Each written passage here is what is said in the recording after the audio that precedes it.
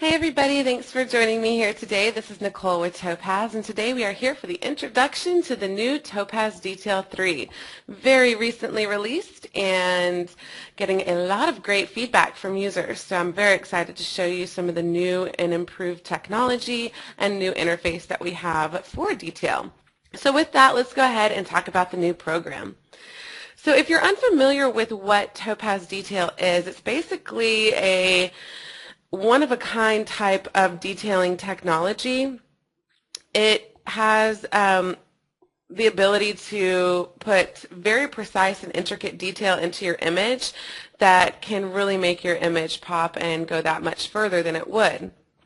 With the technology of Detail, what it does is it breaks down your image into several layers of detail, and with Detail 3, several layers of tone as well. We'll get into that. But what makes it stand apart from other detailing tools is the flexibility and control that you have when you're able to go in and selectively enhance or remove this very specific detail sizes that you want, all without the side effects of halos or artifacts, and that's a very important feature of Detail. So let me tell you a few new things within Detail 3 specifically. As I was talking about, there is an enhanced detail control technology. Instead of just breaking down the image into 3 detail sizes, Detail 3 now separates it by tone, which allows for really precise shadow and highlight detail adjustments on top of the overall size adjustments.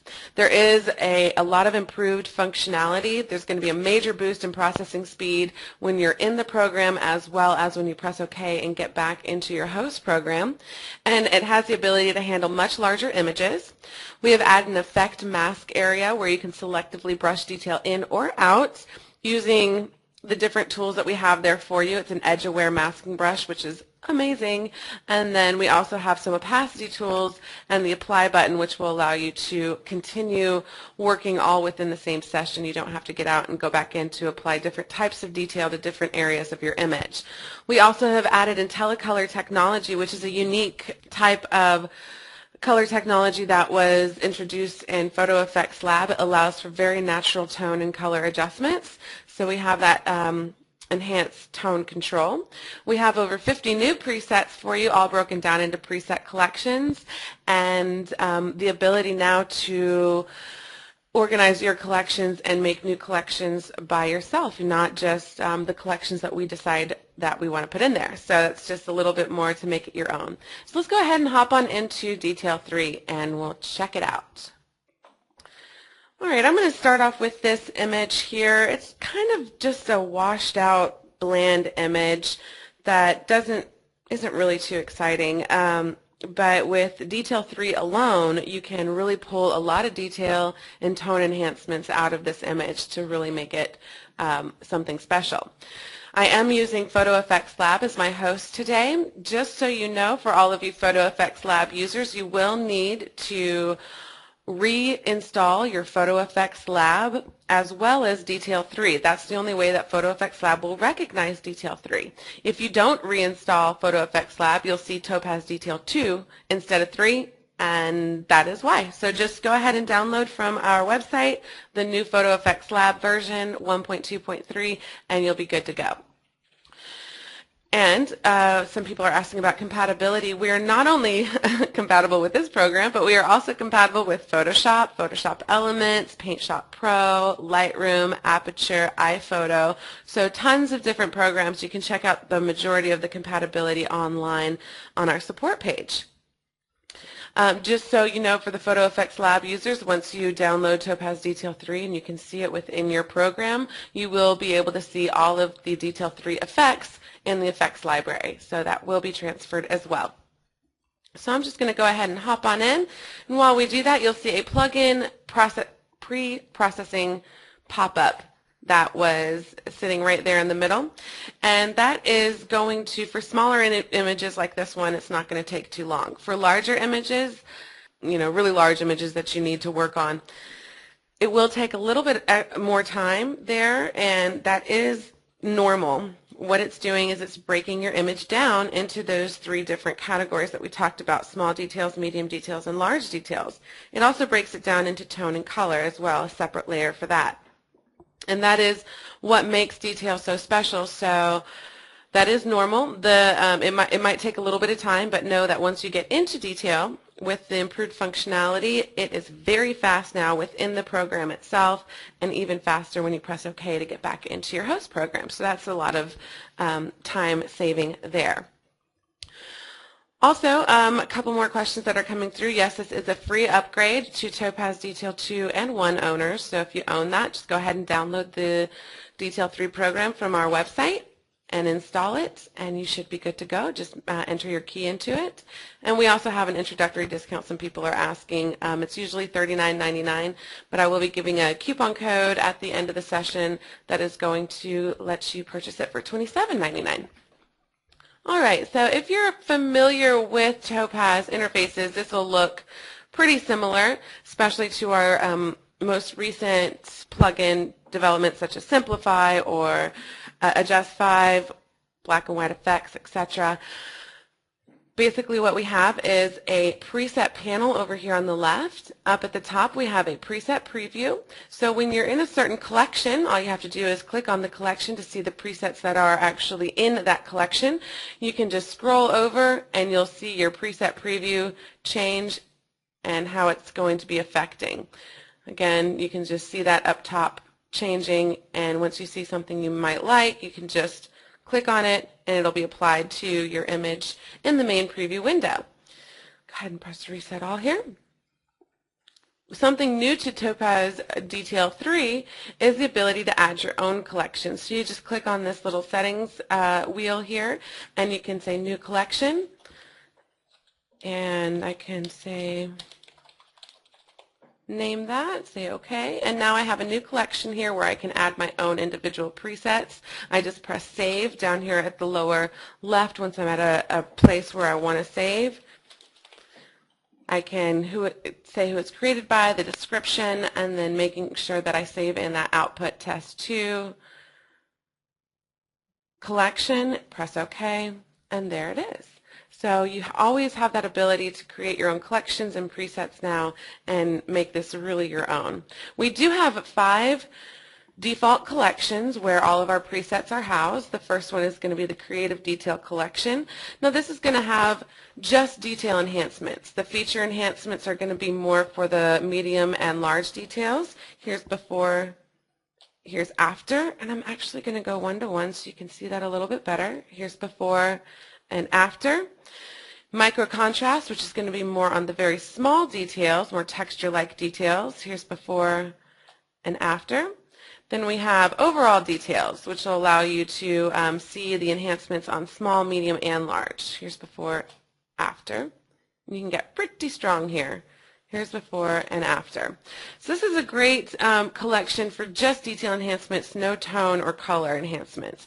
Then we have our highlight detail collection, which is going to be specific to your highlights within your image. So you can just put detail into your highlights, or you can actually come in and protect your highlights, which it will close down and make sure so your highlights aren't clipping. Then you have your shadow detail collection. Keep an eye over here in our shadowy areas. You can just affect the shadow areas with these. Here's before, here's after. You can also open up with the shadow relief presets. Here's before, here's after. Then we have our smooth collection where you can use the skin smoothing or go to these more soft and dreamy presets. Now this is going to be more of a detail reduction or removal more than an enhancement. So here's before, here's after. It can be really subtle, or you can be pretty strong with it. Here's before and after. Lastly, we have our stylized detail collection, which is my favorite because it goes into not only more abstract types of effects, but it has detail enhancements that include tone and color enhancements on top of it. So you can start to get some really interesting effects very quickly with these types of presets. So we have stuff like HDR enhancement, which is a really nice one for this particular collection. Here's before, here's after. You have stuff like fall landscape where it'll start to really enhance those fall colors. Here's before, here's after. More like spring's landscape where you start to see a lot of that orange, or I'm sorry, the yellow and green come through. So very interesting collection here for you to play around with. We talked about saving the preset, but you can also, let's go ahead and reset all. You can also delete, import, and export. You can delete your user-made presets, and then you can import and export to share with others. Your menu button down here is going to house your preferences, where you can turn your tooltips on and off. You can turn your interactive sliders on and off. You can check for updates. Here's where you enter your key and access any support, such as user's guide, product information, technical support, etc. Here in our main window, let's go back to creative detail. We'll go creative detail strong. That's fit. Let me just show you that before and after. Okay, in the main window, obviously is where you see your main preview. You can come up to this upper left area to see your before image by just pressing on these tabs, before and after. You can see your before and after also by clicking your space bar and also your left mouse button. All of those options will give you your before and after.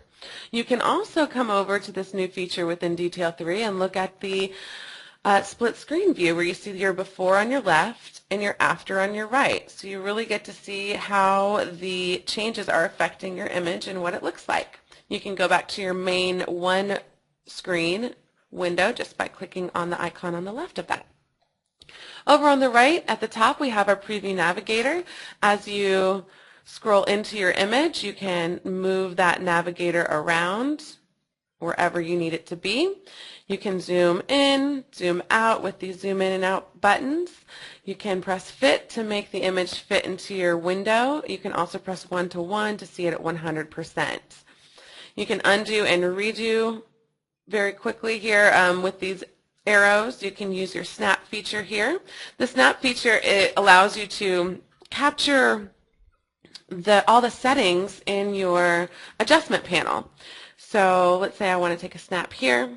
You can take up to 99 snapshots in one workflow. So I've just taken one snapshot. Say I want to change some of my tones here. I'll take another snapshot, another snapshot, another snapshot, another snapshot. Snapshot. Now I can toggle between all of my different snapshots.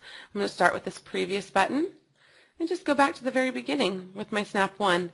I can just decide which one I like the best. This is great if you get to a point in your workflow where you say, you know, I really like what's happening here and I want to make sure I save these settings, but I'm not sure if I'll get something a little bit better. I want to go ahead and continue playing around with all of these adjustment sliders, but I want to make sure that the current settings are saved.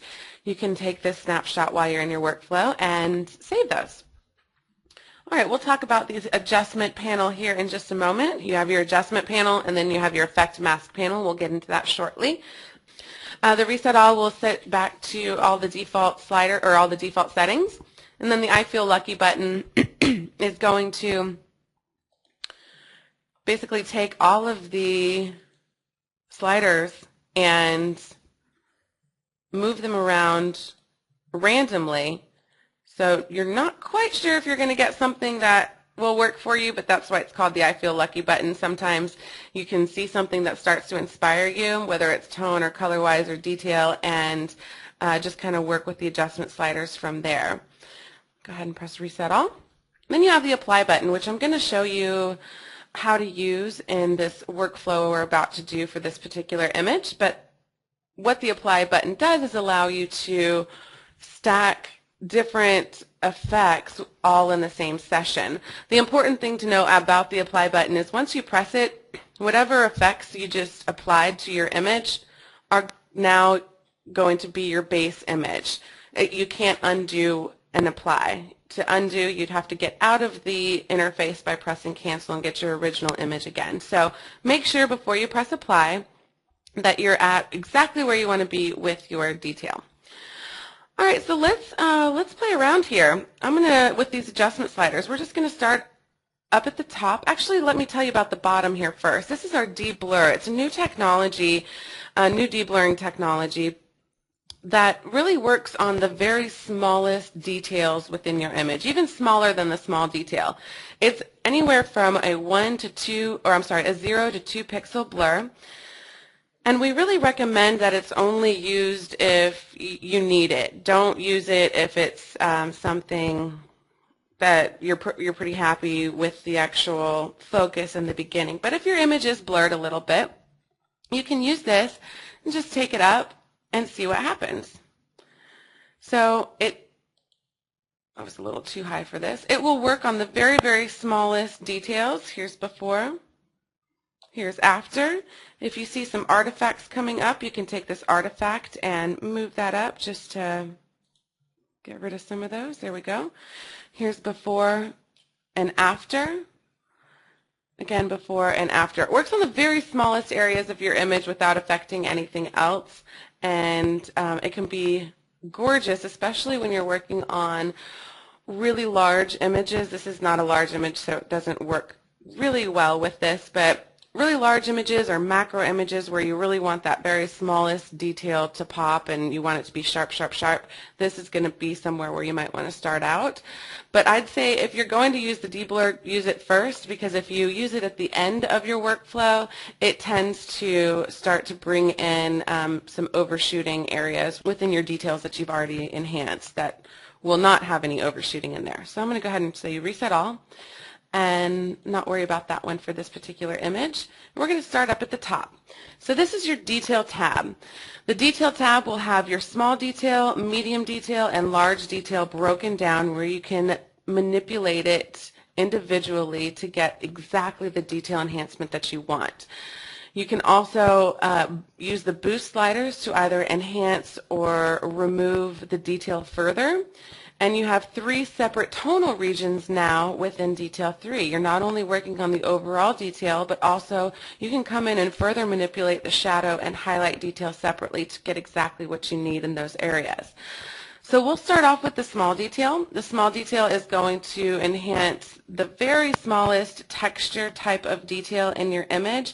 I'm going to take this up quite a bit so you can really see what it does, or which details it's enhancing. Here's before, here's after. You can see the texture of the buildings, the texture of our rocks, rock face here are just being very much enhanced. Here's before, here's after. Now that's a little too strong for me, so I'm going to take that back down, maybe to about 0.2. Here's before and after. Now one thing that happens with the small detail, as you push this up, it's going to affect more and more of the smallest details. So smooth areas such as skies or skin will start to take on a noise-like detail appearance, so a little bit grainy almost. And if that's not something that you want, which is usually not for skies or skin, you can take this boost slider down, and it's going to work on the very smallest of details. And let me show you that in a little bit more dramatic setting here. Let's take this small detail all the way up, and you can see the sky is not looking too good.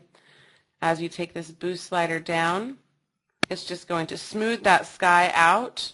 So now I have a really smooth sky, but look, I'm still able to enhance all of this other small detail. So you are still able to counteract some of the negative things that happen with that small detail slider with the boost slider. So I'm just going to take that up again just a little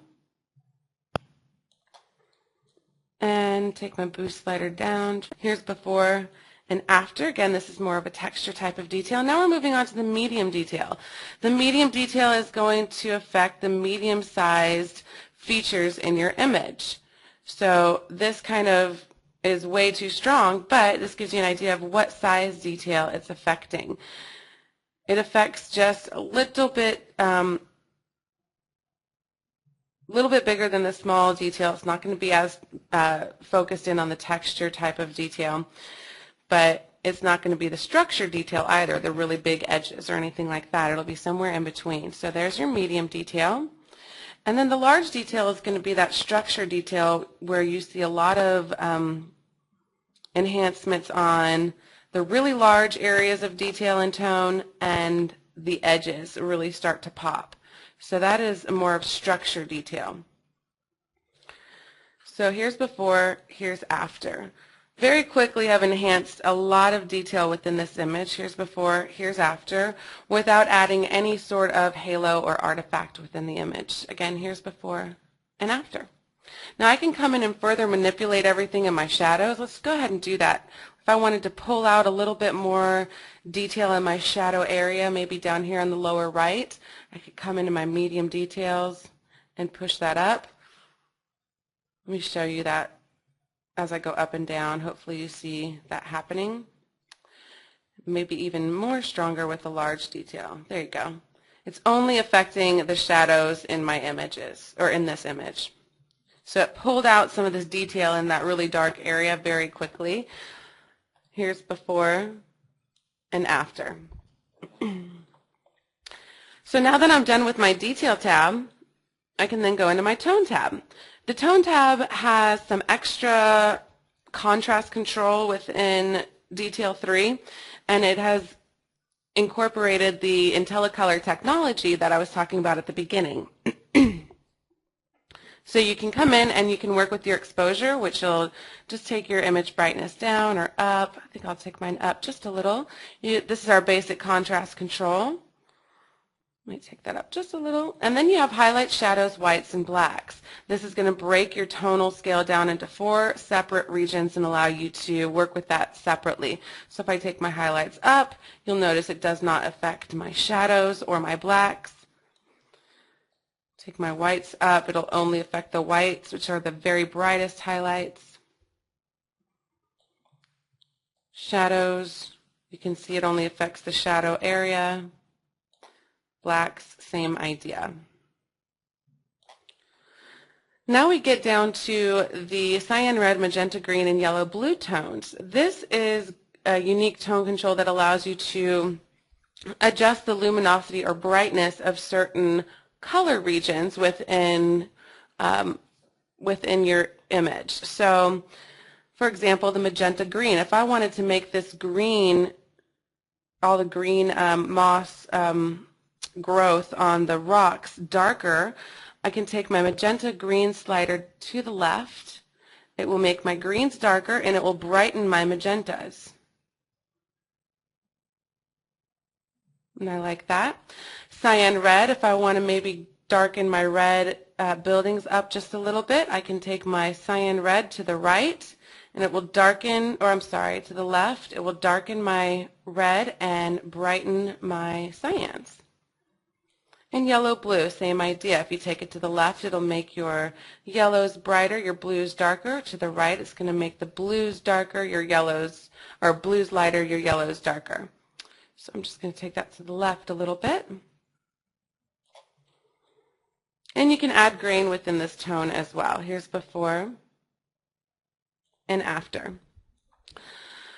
Lastly, we get to the color. Instead of just saturation and saturation boost, which actually have now incorporated that IntelliColor technology, we also have some temperature and tint control as well. So if you want to make it a little bit warmer or cooler, you have that ability within this program. Tint as well. Saturation is going to be a basic saturation slider. It's going to saturate the already strong colors within your image. The saturation boost is going to take the colors that aren't very strong within your image and boost those individually. So those can be really extreme. If you take that up. So here's before, here's after. I'm pretty happy here. So let me go back to fit and kind of show you what's going on. Here's before and after. A lot of detail control and tone control very easily within this program. And once you are able to get familiar with the program, this is something that takes just a very small amount of time to go through these sliders if you want to do it individually, an even smaller amount of time if you create presets for yourself that you want to continually use for your creative sharpening or then your output sharpening as well. So let's say I get to this point in my workflow and I'm really happy about what's going on here in my foreground, but I'm not so happy about what it's doing to my sky. Here's before and after. Or I just have a different idea for my sky. I want to really smooth it out and make it colorful a little bit, but I don't want to affect the color or detail enhancements that I've done in my foreground. I can continue to work on that and get exactly what I need to all within the same session without getting out and doing a mask or any of that, because I actually have an effect mask area within Detail 3 now. So I'm just going to go to my effect mask area and I'm going to paint out my sky. So take out the adjustments that I applied to my sky and keep it on my foreground. That's going to be our first step. So let's see here. I have a white mask, which means it's revealing everything, and that's fine. In this particular one, I'm going to paint out my sky. So I need to keep my strength all the way at 0, which is going to be black. It goes from 0 to 1, 0 being black, 1 being white. So it just depends on what how strong you want that opacity of your brush to be would determine what your strength is. My brush size, I can see if I just take my slider up and down, you can see it move the size of it going larger or smaller. Keep it pretty small for this particular one. My hardness I'll take down. It's going to be that inner circle that you see moving smaller and larger. It determines how feathered your brush is, how soft those edges are.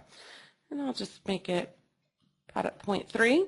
The flow is going to determine how quickly my my brush value comes out of the brush. So you can kind of think about it like ink that comes out, how quickly it comes out. When it's at 0, nothing's going to come out at all. When it's at 1, it's going to be at full strength, so I'll get that black color right away. If I'm at 0.5, I'll have to make several strokes in the same area to get it to be full strength. So I hope that makes sense. We can look at that a little bit later. With the edge aware, this is where the technology really comes in, and it's really great whenever you're trying to make very selective adjustments within detail. At 0, it's going to have no edge aware to the brush, which means it's kind of just a normal brush. It won't determine any sort of edges within your image. When your edge aware is at 1, it's going to be very edge aware, and it will allow you to affect, or it will, determine the edges based upon color in your image. So as long as you keep the crosshairs of your brush exactly on the color that you want to affect, it's only going to affect that color no matter if the rest of your brush goes over the edges, and that's why it's edge aware. So you can see over here that it's quite edge aware. And I'm just going to now take my hardness all the way up and just paint in the rest of my sky, taking away those adjustments. You can see on the mask on the right what I'm doing here. There we are. So if I just do a before and after now, here's before, here's after, you can tell it's not affecting my sky anymore. Here's before, here's after, only my foreground. Now that I've taken it out of my sky and I want to continue moving, this is where the apply button would come in. I can apply these settings to my foreground, and then this becomes my base image, and I can work again, but this time on my sky and not my foreground. So I'm just going to press apply. And now if we go to the upper left and we look at our before image, or on our before tab, you'll see it has all those detail adjustments on the foreground. So now we can just work on the sky. One thing that I'm going to do is come back over to the effect mask area and invert my mask. Invert it so now the black, which is something where you can't see the effects, is on my foreground, and the white part is my sky, which means it'll be completely transparent and the effect will take place in that white part. Your effect mask will always stay there once you press apply, so coming back in and pressing invert, especially if you're working in a foreground background type of detail, is going to be a really helpful helpful tool for you. So let's go to maybe my smooth collection. I'll do soft and dreamy, and you can tell here's before, here's after, again before and after. I've just kind of smoothed everything out. Maybe if I come back into my adjustments and saturate it a little bit, maybe add in a little bit of magenta. Oh, that's too much. A little bit of warmth. Here's before and after. Just smoothed out the sky, added in a little bit of enhancement there. Not much, but definitely something that I think looks a little bit better than what was there.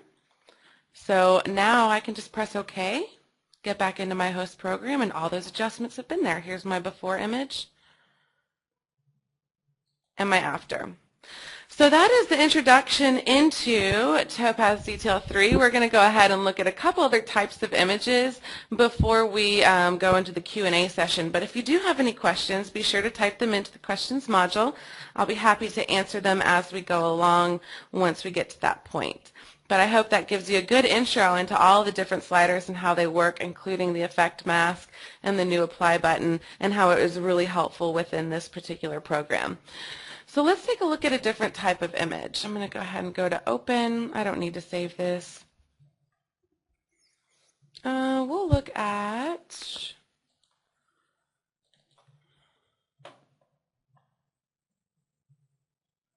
let's see here. Look at the dragonfly here. He's a great one to think about enhancing the detail, because even though it is a macro image and the detail is quite nice starting off, it can be really beautiful once you enhance it. So I'm just going to duplicate my layer and jump on into Topaz Detail 3. Again, it's just doing that pre-processing, breaking the image down into small, medium, and large. One thing about macro imagery like this, you really want to avoid putting any sort of detail or extra grain within the background, but when you're working on your small detail, again, it's going to enhance that very smallest detail, and the background is going to start looking not great. Let me go 1-to-1 so we really take a look at this.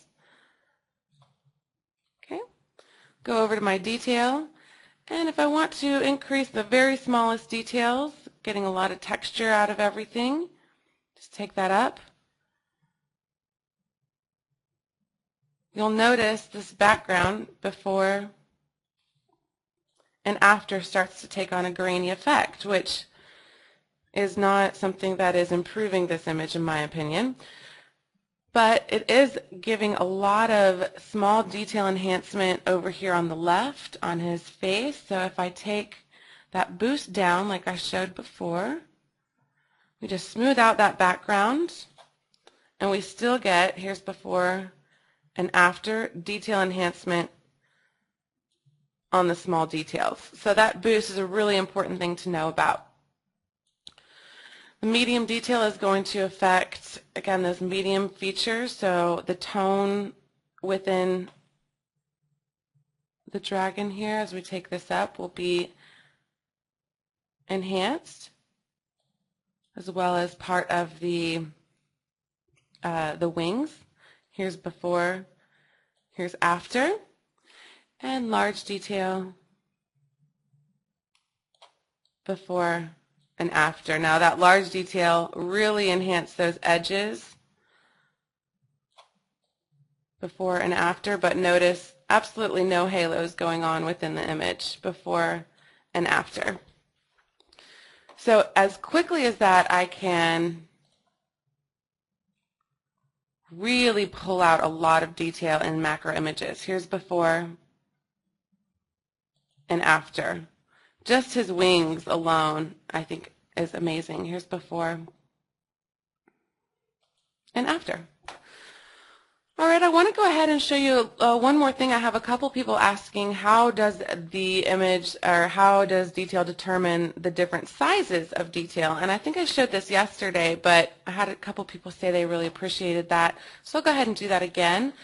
We'll just take an image in and I'll show you exactly what the small details are for that particular image, the medium detail and the large detail, and you can kind of go you can take your own images in there and determine that as well by going through the same process.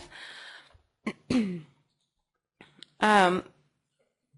important thing to know is that it's not a set size for the detail, so it's not 1 to 2 pixels, 3 to 5 pixels, 8 to 10 pixels.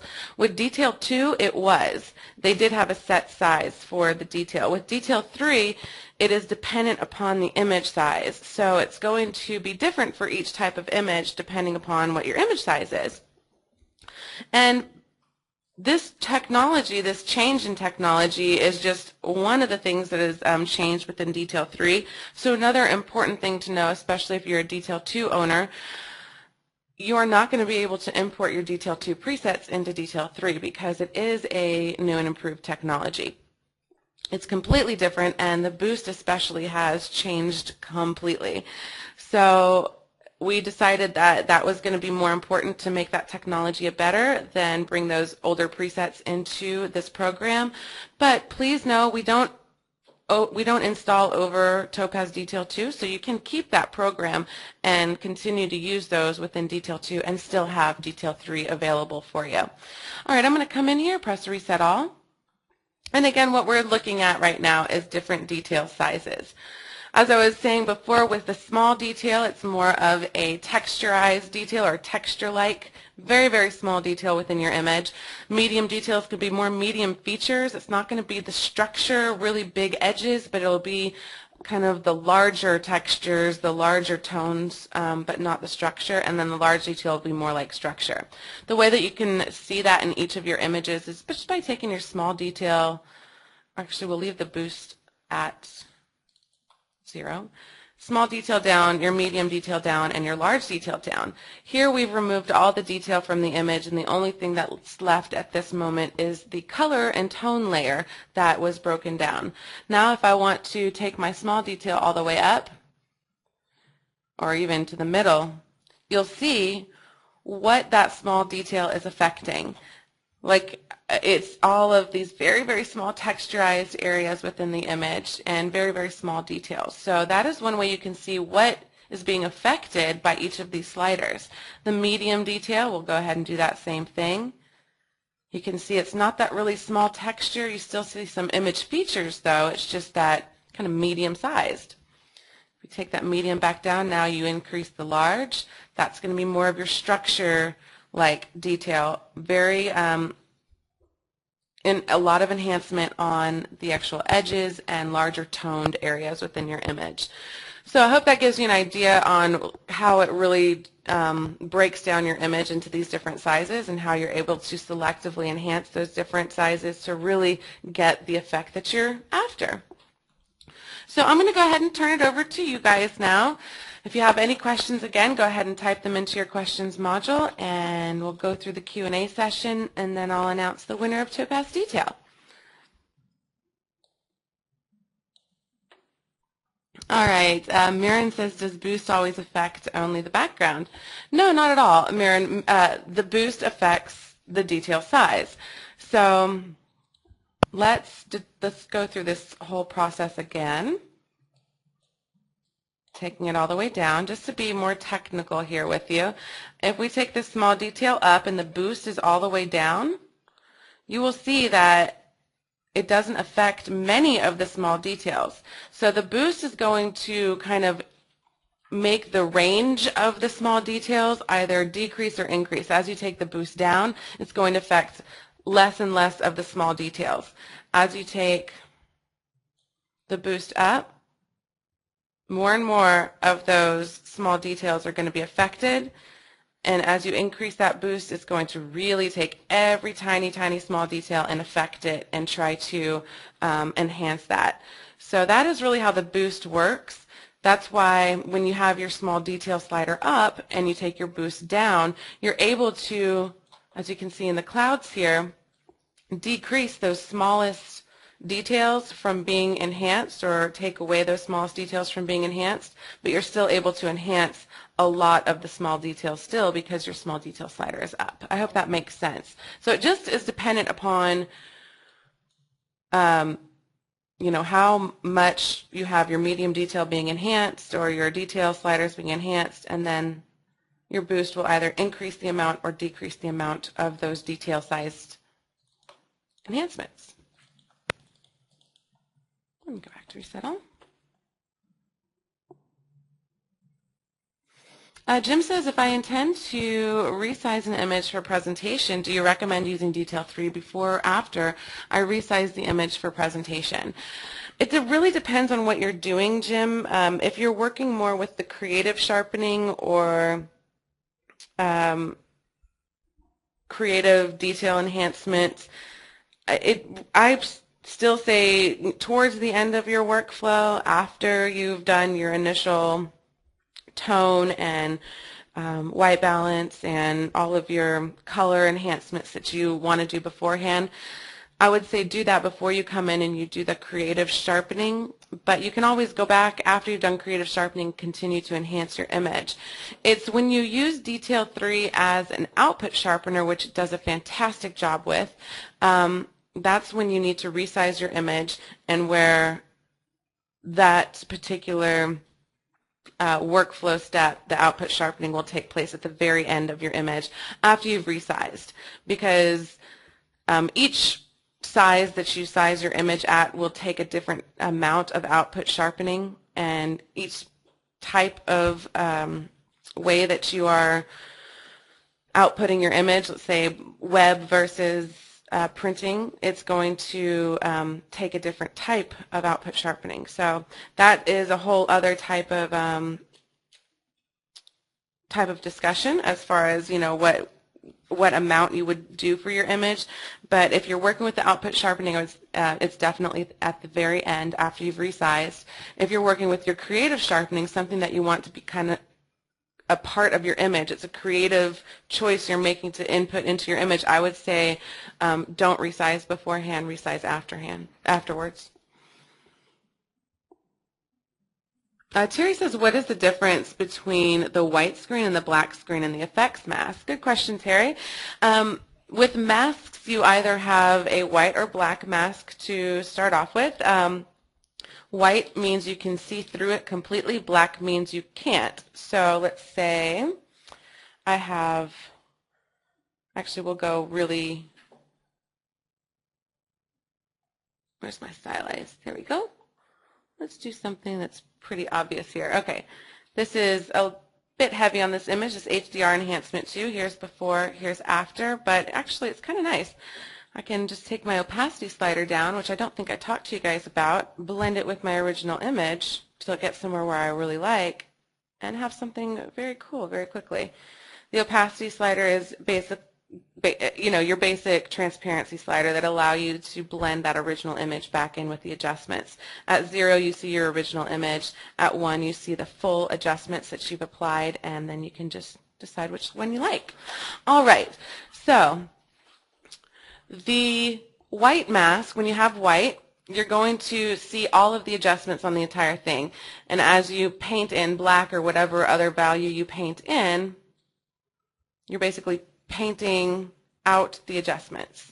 So if I take my flow up, my hardness down, and here we go. So if I'm in a black and I do this little line here, you can see in that area I've painted out those heavier adjustments, or all the adjustments I've made. Now if I reset that and I invert this to black, now I see none of the adjustments that I've made within my adjustment panel, and I can actually come in and paint it in. If I change my strength to 1, to that white, I can now paint it in exactly where I want it to go. This is really good for any sort of selective adjustments that you might want to do. Let's say you're working with portraits and you want to paint it out of the face. This is a great tool with this masking tool in here. But that is what the difference is between the effect, or the black and white. The white allows you to see through and see those adjustments. The black will hide all the adjustments. Gray is in between. So if I paint gray, I'm only going to see that value, about 50% of the adjustments. Hope that makes sense. Mark says, are webinars available online? Yes, they are, Mark. If you just go to youtube.com/topazlabs, that will house all of our webinars, and you can search our channel and get exactly what you want. So if you're looking for detail-specific webinars, you can just type in detail, and all of those will be pulled up. Andrea would like me to do the masking and recoloring of the sky. Sure, Andrea. Okay, we can do the same thing in this particular image. Let's go ahead and take this. We'll do the sky separately, basically, I think is what Andrea wants me to do, all within the same image. So the first thing that I would do is paint out the sky if I want to not have those adjustments like this. So I would take my strength down to the black area. My brush size I can keep right about there. My hardness down, my flow all the way up, my edge wear all the way up. And I'm just going to paint along the mountains here.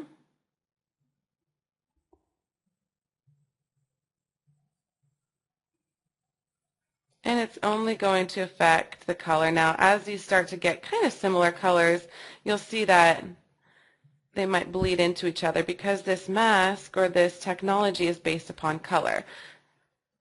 But as we get into the trees over here, you'll see because they are so different, we don't have to worry about it.